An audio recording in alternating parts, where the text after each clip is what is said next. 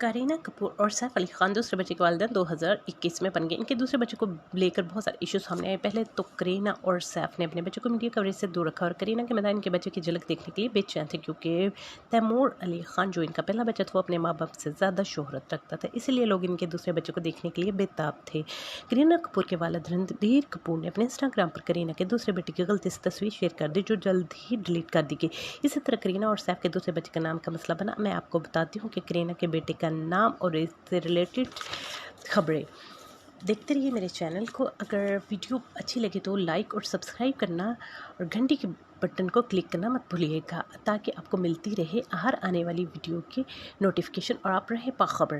نام جاننے کے لیے دیکھتے رہیے پوری ویڈیو اور کمنٹ کر کے بتائیے گا کہ آپ کو کرینہ کپور کے دوسرے بیٹے کا نام کیسا لگا۔ کرینہ کے مداحوں کا خیال تھا کہ اب دوسرے بیٹے کا نام جہانگیر یا چنگیز خان ہوگا، اسی طرح کے نام رکھیں گے، مگر کرینہ نے مداحوں کو حیران کر دیا اور دوسرے بیٹے کا نام انہوں نے جے رکھ دیا، کیونکہ کرینہ کپور کو اپنے بیٹے تیمور خان کے نام کی وجہ سے بہت زیادہ کرٹیسائز کیا گیا، اس لیے میڈیا ان کے چھوٹے بیٹے کا دوسرے بیٹے کا نام جاننے کے لیے بہت بے تاب تھا اور میڈیا نے آخر کار اس کا کھوج لگا ہی لیا۔